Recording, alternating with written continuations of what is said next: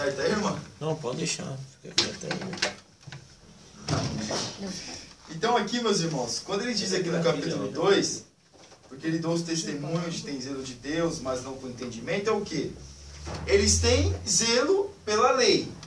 Eles têm zelo pela lei. Eles cumprem a lei. Ainda estava tentando cumprir a lei, porque a lei ninguém conseguia cumprir. Mas, no caso aqui, o que faltava para eles? O amor para com o próximo. O amor para que outras pessoas também pudessem se achegar, né, até, vamos dizer assim, até Jesus, até Cristo. Mas eles mesmos não acreditavam. Eles não estavam vivendo o quê? A doutrina de Cristo. Então aqui eles estavam presos o quê? Ao zelo. Eles tinham muito zelo pela lei. Por que eles tinham muito zelo pela lei? Porque a maioria deles eram fariseus. Quem já ouviu falar de fariseu aqui? Todos já ouviram falar de fariseu? E o que é o fariseu? É aquele que quer que o outro cumpra a lei, mas ele mesmo, na verdade, não ajuda nada, né? Então nós vemos aqui que praticamente todos eles, e os fariseus eram os homens mais entendidos da lei. É como se fosse um advogado no nosso dia de hoje. Eles conheciam tudo sobre a lei. Se nós fôssemos, por que o apóstolo Paulo, ele fala exatamente sobre a lei, ele dedilha algumas coisas assim minuciosas sobre a lei? Por quê? Por quê, irmãos? Ele era de família de fariseu. Exatamente. O apóstolo Paulo, meus irmãos, ele era de família de fariseu. Com certeza os seus pais eram judeus. Nós vemos, ele nasce em Tarso, na Cilícia, e ele aprende aos pés de quem? Gamaliel. Quem era Gamaliel? Era o doutor da lei, um dos homens mais respeitados. Mas quem era? Vou aqui falar para os irmãos aqui, eu tenho até uma biografia lá, depois você dá uma olhada. Se os irmãos quiserem dar uma olhada. Quem era o antecessor de Gamaliel? Era Hilel. O avô de Gamaliel era Hilel. Ele que fundou a escola dos judaizantes. Existia duas escolas naqueles dias.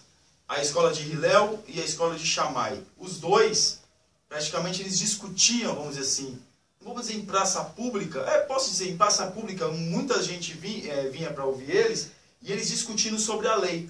E sempre Hilel levava vantagem sobre Shammai. Então a escola de Hilel, ela era muito conceituada. E para entrar na escola de Gamaliel, depois nós vemos Gamaliel na frente, para entrar na escola de Gamaliel, não era qualquer um. O apóstolo Paulo, meus irmãos, nós temos que entender uma coisa. O apóstolo Paulo, ele não era qualquer um. Ele é um homem super entendido, super capacitado. Com certeza o apóstolo Paulo, com 13 anos, como nós vemos, as tradições judaicas, já recitava a Torá em todos os seus pontos. Já conhecia a lei de cor e salteado. Com 13 anos, a gente vê. As crianças, quando fazem 13 anos, principalmente o menino, né? Praticamente ele já vira um homem. Já é, vamos dizer assim, responsável pelos seus atos. Com 13 anos, ele já tem que chegar diante da família, diante da sua comunidade, vamos dizer assim, da sinagoga, que até hoje tem, e ele tem que recitar, né, a Torá. Então o apóstolo Paulo, com certeza, ele passou por essa experiência. E também outra coisa, que ele com certeza também teve que fazer uma prova para poder entrar na escola de Gamaliel. Quando nós vemos aquela passagem do apóstolo João e o apóstolo Pedro, ali, eles tinham pregado a palavra e que eles queriam prender ele, e Gamaliel, o que o Gamaliel fala para eles? Fala para aqueles homens ali no Sinédrio, fala assim, ó, se isso daí for, né, alguma coisa assim, logo logo vai se perder. Ele dá alguns exemplos. Ele diz, ó, logo logo vai se perder isso aí. Mas se não for, é de Deus, então vai continuar, homem nenhum pode parar. Então nós vemos que quando o apóstolo Paulo ele fala acerca da lei, ele fala com propriedade, porque ele conhece a lei de cor e salteado, ele conhece a lei. Quando alguém fala assim, tudo aquilo que ele tinha, ele colocou como perda para ganhar a Cristo, né? Ele fala até como esterco, né? Ele diz até esterco. Mas o esterco serve para quê? Para que o serve esterco? Para que o esterco serve? Adubo da terra. Então muitos falam que o esterco, quando coloca aqui, não serve para nada. No Paraná, se eu não me engano, eles colocam esterco, eles ajuntam para poder adubar a terra. Então nós vemos aqui que o apóstolo Paulo, ele começa no versículo 2 aqui, quando ele fala do zelo de Deus, ele sabia muito bem que tipo de zelo ele estava falando. Que tipo de situação que ele estava vivendo. Quando ele discute até com o apóstolo Pedro, ele sabia muito bem o que ele estava falando. Então nós vemos aqui que não era, o apóstolo Paulo não era qualquer um. Que, ele foi lá, ele é um aventureiro. Que vai lá, fala algumas coisas, o povo acredita. Não, ele sabia do que ele estava falando. E aqui no versículo 3, conhecendo a justiça de Deus e procurando estabelecer a sua própria justiça, não se sujeitaram à justiça de Deus. Ou seja, quando nós vemos aqui, quando o apóstolo Paulo fala esse versículo aqui para eles, o que o apóstolo Paulo estava falando? Que Deus, ele estabeleceu os mandamentos.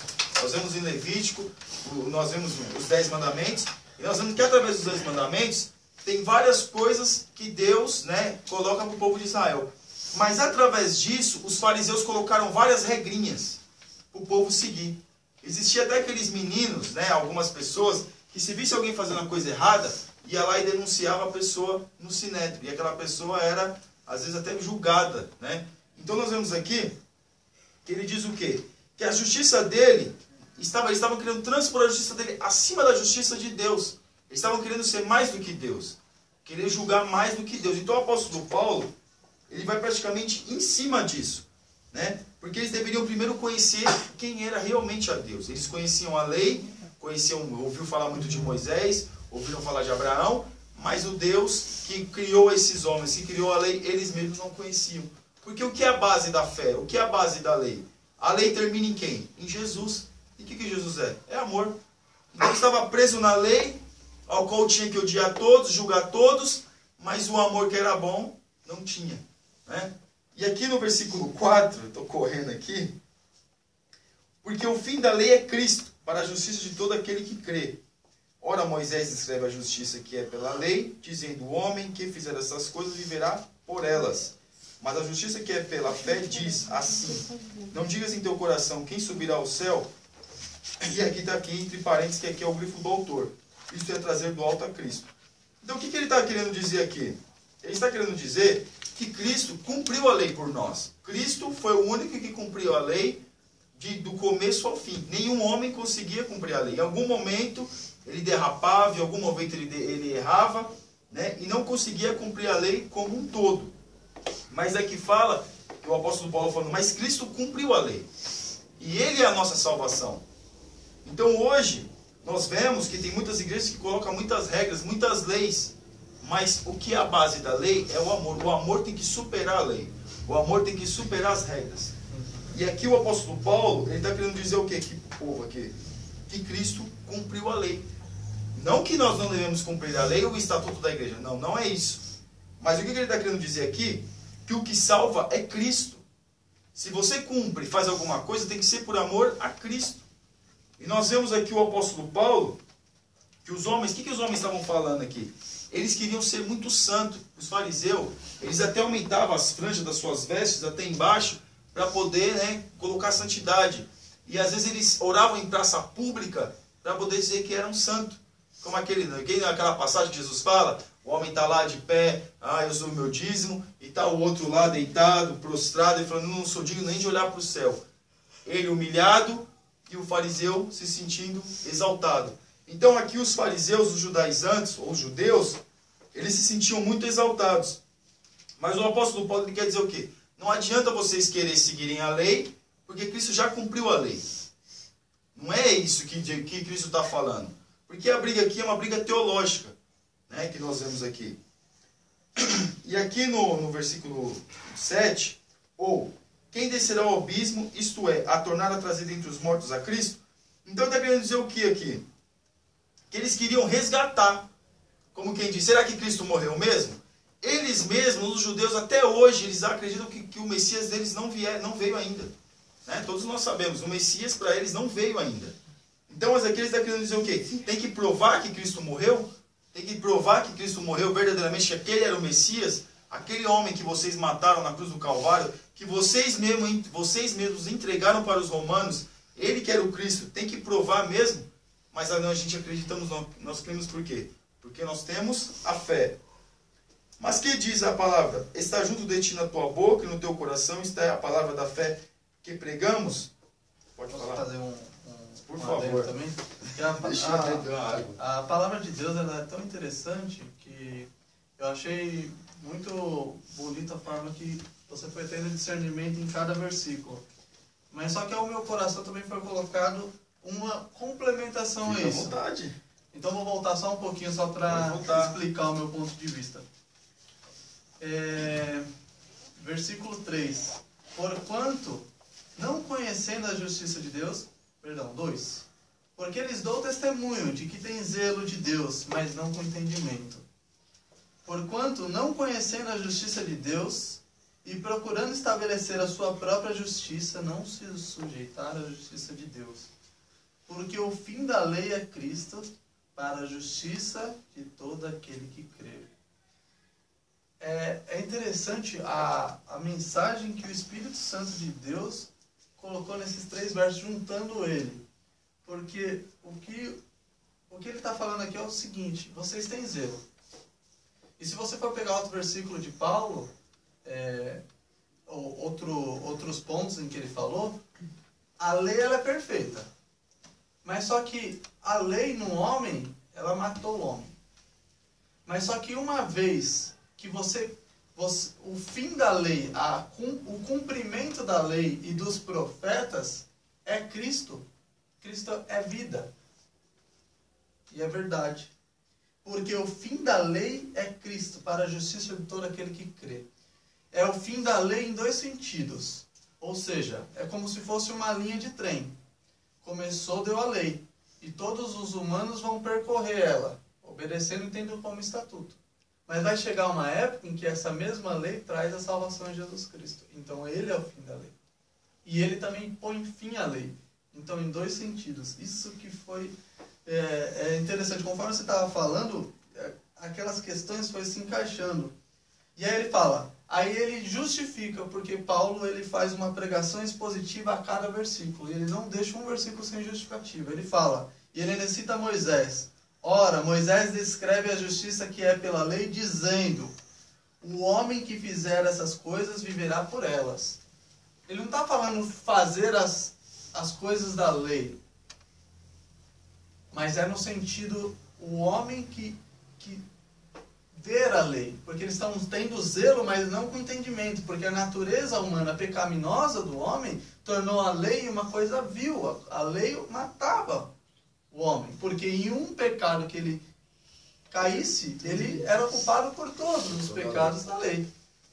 Mas só que, se eles tivessem entendimento, eles iam ver que mesmo vindo Cristo, eles não entenderam isso. Mas o final da lei, em que eles tanto zelavam, eles só tiveram trabalho. Deus entregou a lei aqui para eles, eles tiveram o trabalho de carregar ela e saber que o final dela era Cristo. Eles não viram isso por tanto zelo que eles tinham sem entendimento. Então eles faziam valer a lei deles, não a de Deus. E aí, só nesse de 6, mas a justiça que é pela fé, diz assim, não digas em seu coração quem subirá ao céu. Isso é trazer do alto a Cristo. Ou quem descerá ao abismo. Isso é tornar a trazer dos mortos a Cristo. É como se você virasse e falasse, tá, agora eu creio em Cristo. Mas quem que vai subir no céu para nos salvar? E quem que vai descer no abismo? É como se você tivesse, tudo bem, você vai tornar a trazer Cristo, mas só que você está trazendo na incredulidade. Entende que você está indo... Tudo bem, agora tem uma vida eterna. Existe um abismo, mas só que você está trazendo na incredulidade. Então, isso é tornar a trazer a Cristo. Tanto no abismo quanto no alto. Porque aí ele já vai entrar na confissão de fé. Não é a incredulidade. O contrário da incredulidade é a fé. Perdão, irmão. Não, é só uma... Alguém quer fazer uma pergunta? Alguém quer fazer alguma pergunta, irmãos? O que os irmãos não entenderam? Ou quer complementar?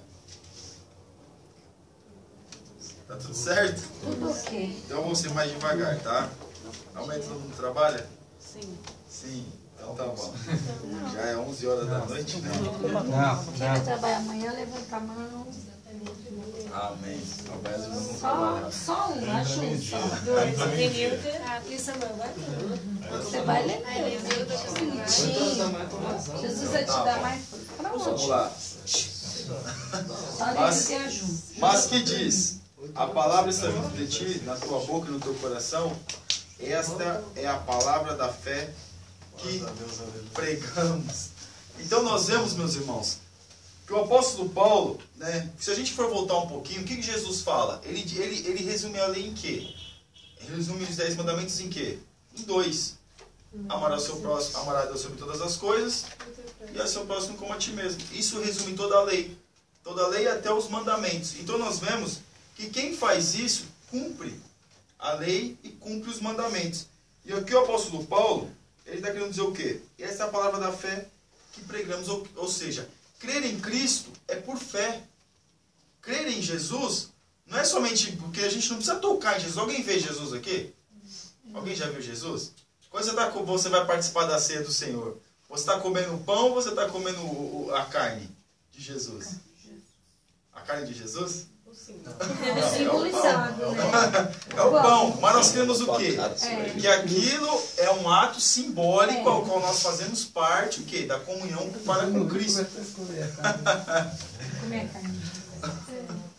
Então, o que nós cremos? Nós cremos num Jesus que morreu e que ressuscitou. Então, o apóstolo Paulo aqui, isso que estava fácil para eles, irmãos. Lá, isso há 2000 anos atrás, estava fácil para eles acreditarem. Porque existia muita gente ainda que tinha visto Jesus, que tinha convivido com Jesus, e para eles acreditarem no Jesus vivo, ao qual Paulo estava pregando, era mais fácil do que para nós hoje. Que nós não temos isso. Nós temos, graças a Deus, a palavra de Deus. A palavra que nos fala, a palavra, né, que nos corrige.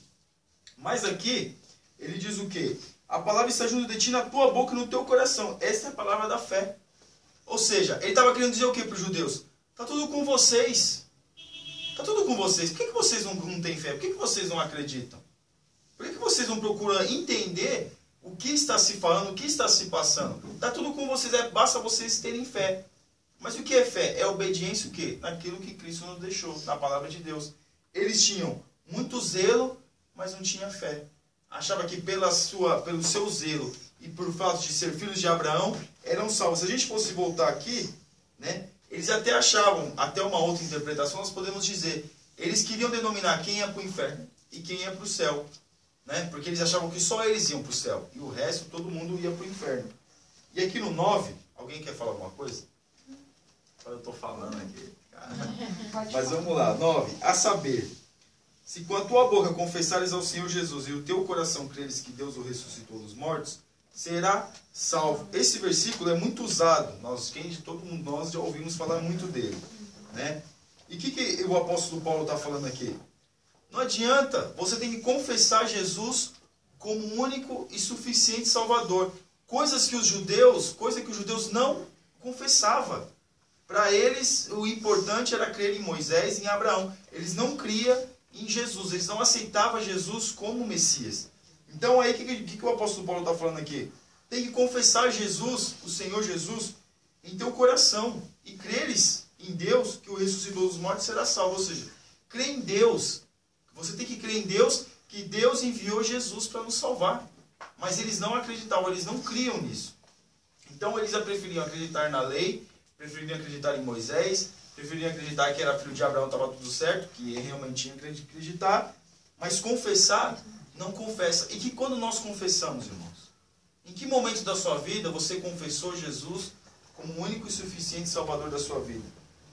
Em que momento, né, nós vemos, em que momento nós reconhecemos, ou estamos reconhecendo Jesus, morreu na cruz do Calvário, sofreu, padeceu por nós? Em que momento? Então o apóstolo Paulo quer trazer uma reflexão para eles aqui, dizendo, vocês conhecem, vocês sabem. E por que vocês não confessam? Se vocês conhecem, se vocês sabem o que se passou, o que está se passando, por que vocês não confessam? Então aqui o apóstolo Paulo, ele está querendo dizer o quê? Confessa logo que Jesus é o Senhor. Mas eles não queriam confessar. Para eles, era daquele jeito, era a lei. Porque aqui, nós vemos, né, que o apóstolo Paulo fala para eles, corrige eles, mas ele não quer se corrigir. A pior coisa é você querer corrigir alguém, é aquela pessoa não querer ser corrigida. Ela achar que é maior, ela achar que ela está acima daquilo que você, ou você moça, ou você mulher, ou você homem está falando. Então, e aqui no 10, vamos correr aqui, visto que com o coração se crê para a justiça e com a boca se faz confissão para a salvação. Quando nós confessamos que nós somos salvos? Quando nós confessamos que nós somos salvos? Quando nós, naquele momento, aceitamos Jesus como o insuficiente Salvador, falamos, Jesus, trabalha na minha vida, e começamos a orar, e Deus começa a trabalhar. Né? Mas para isso precisa ter o quê? Humildade e reconhecer que você não é nada. O apóstolo Paulo, para ele atingir o entendimento, o conhecimento para com Cristo que ele teve, primeiro ele teve que descer e reconhecer que ele não era nada. Porque ele era um homem, como nós falamos, muito conceituado, sabia muito da lei, conhecia muito, e era um homem influente. Se ele não fosse um apóstolo de Jesus, com certeza ele seria membro do Sinédrio. Com certeza ele seria membro do Sinédrio. E do mais alto escalão ainda. Mas aqui, o que ele quis? Ele quis dizer, tem que se humilhar, tem que ser humilde e reconhecer. Né? E nós vemos aqui o quê? Que se faz confissão para a salvação. A salvação só pode vir para nós através da nossa confissão.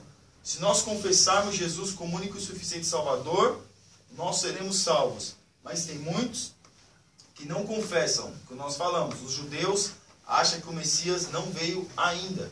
Né? E muitos não creem que Jesus morreu na cruz do Calvário. Mas tem religiões que não acreditam, mesmo ainda, de repente compactuando com a mesma fé, mas não creem. Né? Não creem que Jesus morreu na cruz do Calvário e ressuscitou ao terceiro dia. E aqui no 11, né, no 12, porquanto não há diferença entre judeu e grego, porque o mesmo é o Senhor de todos, rico para com todos os que o invocam. Por que ele coloca o grego aqui? O judeu e o grego. Os homens mais inteligentes, os filósofos daquela época, estavam com quem? Estavam na Grécia. Eram os gregos, né, que se ajuntavam no Areópago. Quando o apóstolo Paulo, no Atos 17, fala que aquele monte daqueles homens no Areópago, Areópago é onde eles se reuniam para poder discutir filosofia. E nós vemos 300 anos antes de Cristo, começou a filosofia na Grécia, com Sócrates, Platão, Aristóteles. Então ele já começava essa discussão acerca da filosofia, da vida e principalmente da religião. Como nós vemos, os gregos tinham vários deuses. Né? Quando o apóstolo Paulo chega em Atos 17 e ele vê aqueles montes de altares, ele fala, e esse Deus aqui? Não, esse aqui é o Deus desconhecido. Ou seja, um Deus que já tinha sido pregado para eles. Então, ele fala grego, judeu e grego, porque eram os homens inteligentíssimos daqueles dias. Homens sábios, que conheciam das coisas, mas não conheciam acerca de Deus, do Senhor Jesus. Não queria confessar, não queria se prostrar acerca do que Jesus estava, né, que Jesus tinha feito na cruz do Calvário. Porque todo aquele que invocar o nome do Senhor, versículo 13, será salvo. Então o apóstolo Paulo, ele vai insistindo. Primeiro confessa, né? Depois, né, a gente vê que a confissão, depois confissão de novo, e agora ele fala invocar. E o que nós fazemos invocar? Ajuda aí, irmãos. Quando nós invocamos o nome do Senhor? Na oração, o que mais? Louvor, o que mais? O que mais? Meus irmãos aí do fundão aí, dá uma mão aí. Dá uma ajuda. O que mais, irmãos? Quando nós invocamos o nome do Senhor? Lendo da palavra. Por favor, pode ir um de cada vez. Assim. Um de cada vez. Testemunho. Então, o que ele estava falando aqui? De tudo aquilo que eles estavam fazendo, eles deveriam invocar o nome do Senhor. Porque tudo aquilo que nós fazemos, automaticamente nós estamos invocando o nome do Senhor. Então aqui, ele estava querendo dizer, vocês têm que confessar, mas você tem que invocar o nome do Senhor. Todo aquele que invoca o nome do Senhor será salvo. Porque reconhece, sabe que Deus é quem está falando, sabe quem é o Senhor Jesus. Reconhece Jesus como o seu único e suficiente Salvador. Né? Porque invocar é um momento o quê? É um momento de aflição, é um momento que você não vê saída. Né? E você invoca. Né? Invocar, tem gente até uns negócios que fala invocar os espíritos mal, né? Quando vai invoca? Quando está necessitado. Quando Saul foi lá na pitonisa de Endor, o que ele falou? Invoca aí o profeta Samuel aí que eu preciso falar com ele. Então ele estava num momento de desespero. E ele invocou, mas não era Samuel, claro, né? Era um demônio. Mas nós vemos que quando é a invocação é um momento de desespero, é um momento de resposta. Eu quero uma resposta. Então ele está falando aqui, todos aqueles que invocam, e nós temos que invocar o nome do Senhor. Né? E no 14, como pois invocarão aquele em que não creram? E como crerão naquele de quem não ouviram? E como ouvirão se não há quem pregue? Então, o apóstolo Paulo, ele estava pregando. Porque como é que você vai conhecer a Deus? Como é que algumas pessoas vão conhecer a Deus se ninguém fala? Como é que as pessoas vão conhecer acerca de Jesus se não há quem fala? Como é que as pessoas vão invocar o nome do Senhor se não há quem fala? Então aqui ele está falando aqui, ó, e no 15, e como pregarão se não forem enviados? E como está escrito, quão formosos os pés dos que anunciam a paz, dos que anunciam coisas boas. Então o apóstolo Paulo, ele está querendo dizer o quê? Que a igreja, que esses homens aqui, esses judaizantes, o que eles faziam? Eles não pregavam. Eles estavam tendo até uma briga ali entre eles ali, que o apóstolo Paulo passava pelas cidades, né, ia pregando, e eles vinham atrás despregando, eram os famosos judaizantes, eles vinham despregando tudo o que o apóstolo Paulo estava fazendo, ou seja, ele estava sendo uma oposição àquilo que o apóstolo Paulo estava fazendo, ele estava desconstruindo aquilo que o apóstolo Paulo estava construindo, mas arrebanhar alguém, trazer alguém, explicar alguém acerca da sua lei, isso era difícil para eles, porque eles só aceitavam judeus, e judeus mesmo de nascença, hoje até abriram, né, tem judeus que não nasceu no judaísmo, que não é judeus mesmo, que não é judeu, mas que professa a fé judaica.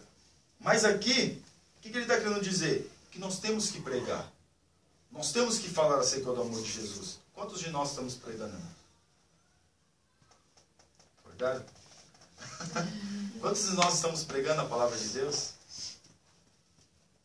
Quantos de nós? Mas a pregar, meus irmãos, a gente pensa que pregar é abrir a Bíblia e começar a pregar. Mas a primeira pregação que nós fazemos não é falando, é dando exemplo. Porque as pessoas mais nos veem do que nos ouvem.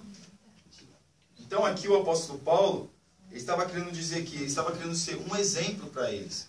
Né? E falando, porque ele poderia falar aqui que ele estava pregando, porque ele já tinha feito outras viagens, né? Já tinha feito acho que já estava na segunda viagem aqui, sua segunda viagem missionária, já tinha fundado a igreja, já tinha pregado a palavra, mas ele poderia falar isso, falar assim, ó, eu estou pregando, viu?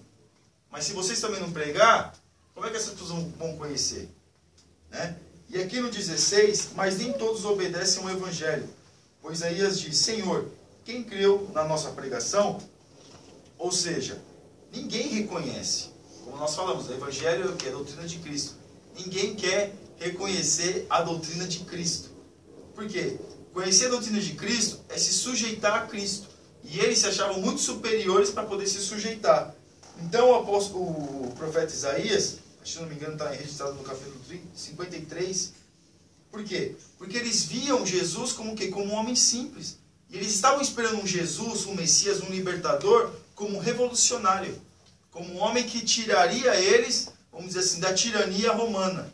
Que tiraria, eles voltariam a ser um povo independente. Poderia ser uma nação soberana. Então eles achavam que o Messias viria de repente num cavalo branco. Por isso que Jesus entra, né? Lá é num burro, né? Ele entra num jumentinho. Por isso que ele entra num jumentinho lá em Jerusalém. Porque todos estavam esperando o quê? Ele num cavalo branco, cheio de esplendor, com as vestes brilhantes, para poder entrar como rei. Mas ele vem humilde, né? Então por isso que eles não creram na pregação. Porque a pregação de Jesus, a palavra é humilde.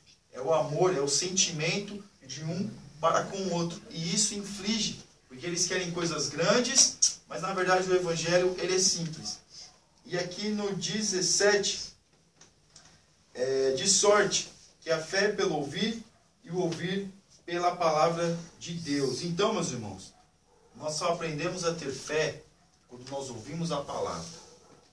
Né? Às vezes a gente fala assim, parece que mas eu vou para a igreja, né? Eu estou sempre, né, indo nos cultos, eu assisto programas evangélicos, né, tal, tudo isso, é bom isso, né? Mas também, ouvir é guardar, é ouvir e praticar. Vai ouvindo e vai praticando a palavra de Deus, porque ela vai cada dia mais se fortalecendo em nosso coração. Então é que o apóstolo Paulo, né, no versículo 17, de sorte que a fé é pelo ouvir e ouvir a palavra de Deus. A fé, meus irmãos, é obediência à palavra. Então quem ouve, automaticamente obedece. Então o apóstolo Paulo aqui, ele estava querendo dizer o que aqui? Vocês têm que ouvir, né? Mas também tem que obedecer. Porque não é nada vocês querem ouvir, mas vocês não obedecer. Já está dando até uma chamada para eles já. Ó, se vocês fizerem tudo isso aqui, chegando a determinado momento, vocês vão ter que começar a ouvir a palavra de Deus, que a fé vem isso. Então a fé em acreditar em Cristo, e acreditar no Messias, que veio humilde, num jumentinho, né, que veio, né, que não veio querendo tirar a tirania dos romanos, mas que veio o quê? Para libertar o homem do pecado, da condenação, que eles não acreditavam nisso, que eles achavam que viria para poder libertar eles dos romanos, mas que Jesus vem para libertar do pecado e da condenação. O que acontece? Para eles crerem nisso, eles teriam que ouvir acerca de Jesus. Mas quem queria ouvir acerca de Jesus? Eles não queriam ouvir.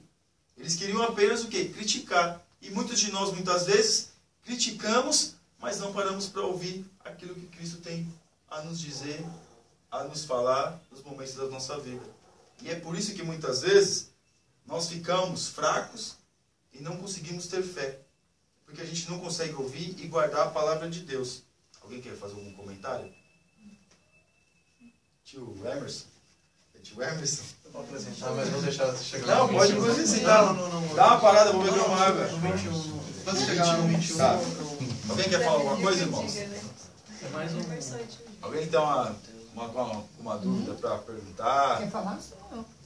Quer perguntar alguma coisa? Ninguém quer perguntar nada?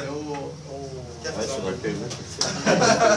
Por favor, quem tem? Quem está com a Bíblia na mão? Quem está acompanhando versículo a versículo? Aqui, ó. Dona Rosa aqui, ó. Tá dormindo. Ó, o interessante é Gente, que... isso é normal, mas eu isso. Não, Você tá um pouquinho pro lado aqui. Tá em paz. É interessante que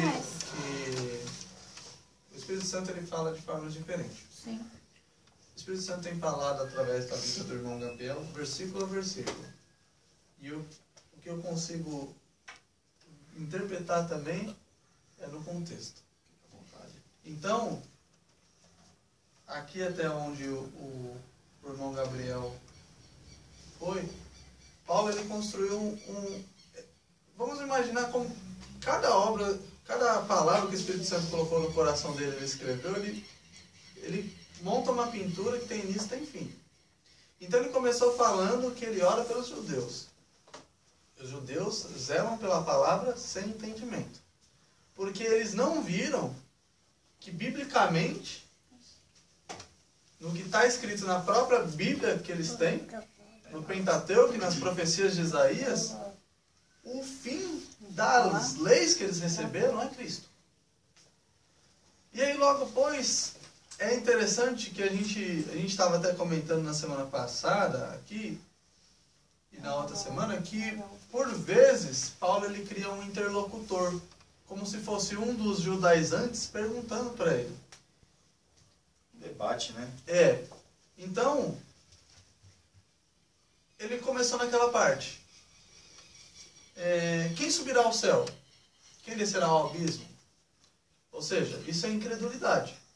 Tudo bem, você é judeu, você acredita que há eternidade, você acredita que há o mal, com isso você acredita que há um abismo, um inferno, alguma coisa assim. Então você acredita nisso, mas logo você perguntar quem subirá ao céu, seria como quem nos salvará? Ou quem descerá ao abismo, quem nos livrará desse mal? Você está perguntando isso da incredulidade. Mas ele fala, se você confessar a Deus, e aí? Tem a salvação. Aí ele fala, mas que diz, a palavra está junto de ti, na tua boca e no teu coração. Esta é a palavra da fé que pregamos. Ou seja, a gente prega essa palavra. Vocês pregam. Logo mais, quem conhece o judaísmo, entende o que Paulo está falando. Ele entende que ele está falando para pessoas o leitor dele vai entender o que ele está falando. E ele fala, mas que diz? A palavra está junto de ti, na tua boca e no teu coração. Esta é a palavra da fé que pregamos, a saber. Ou seja, qual que é a palavra da fé que pregamos? Se com a tua boca confessares ao Senhor Jesus e em teu coração creres que Deus o ressuscitou dos mortos, será salvo. Ou seja, já tirou a incredulidade daquelas perguntas em que se fez antes. Visto que com o coração se crê para a justiça, e com a boca se faz confissão para a salvação. Em Apocalipse 2:23 fala de que cada um vai ser recompensado de acordo com as obras do seu coração. Por isso, entender no coração e confessar com a boca. Visto que com o coração se crê para a justiça, e com a boca se faz confissão para a salvação. Porque a Escritura diz: todo aquele que nele crer não será confundido. Faz uma referência a Isaías, não lembro, eu marquei aqui. Isaías 28:15, 16.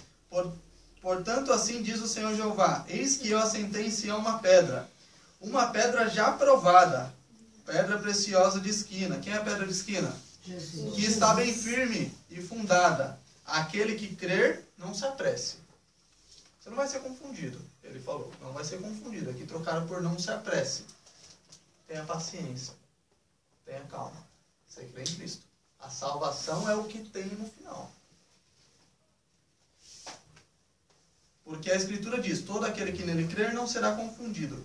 Porquanto não há diferença entre judeu e grego, porque o mesmo é o Senhor de todos, rico para com todos os que invocam. Paulo, o interessante é que ele fez uma referência no que você falou, ele fez um outro link com uma questão. Ele falou: não é porque vocês são judeus que só vocês vão ser salvos. Todos os que invocarem a Cristo a partir da morte dele podem ser salvos. Ou seja, não há mais diferença. Não há diferença. Aí ele fala: porque todo aquele que invocar o nome do Senhor será salvo. Foi o que eu falei agora. Aí ele fala, aí o interessante é que do início ao fim do capítulo 10, só no 17 que o irmão parou, ele falou da incredulidade dos judeus, sem entendimento não viram que o final da lei era Cristo. Logo, pois, a partir dessa incredulidade, como sair dela? Na fé em Cristo Jesus. Como que você crê em Cristo? Confessa com a sua boca e com o seu coração. Logo, pois, você é salvo. Amém? E depois disso, tudo bem. Mas só que, como você soube disso? Eu estou te falando.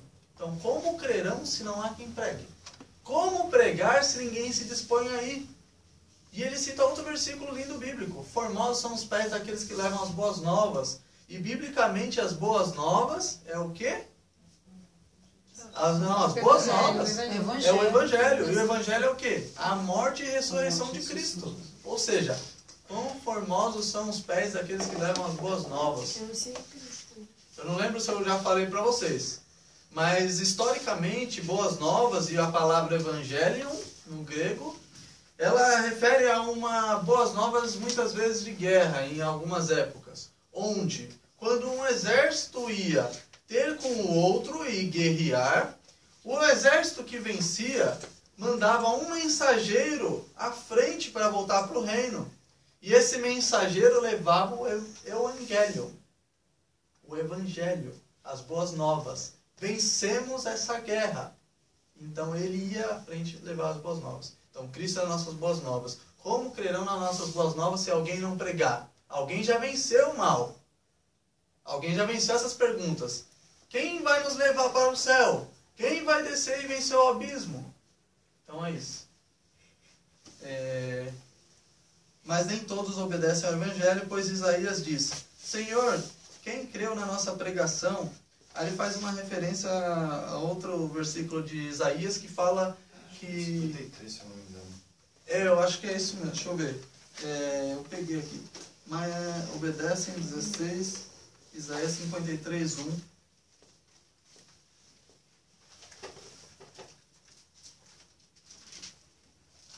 É interessante que o irmão vai falando e a gente consegue linkando as coisas.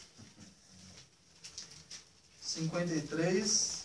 Fala do sofrimento de Jesus. 1.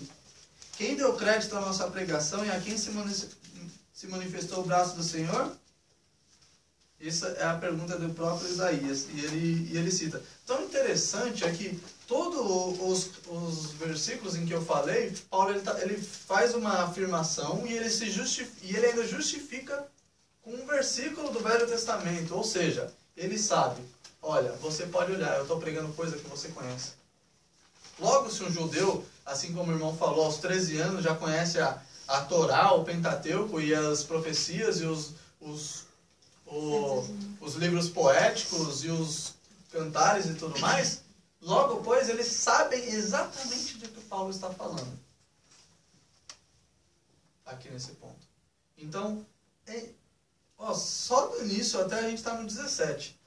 Paulo, ele citou aqui pelo menos uns 4 versículos ele faz menção em pelo menos uns 4 versículos ao Velho Testamento, e os outros versículos se conectam com outras cartas que ele fala.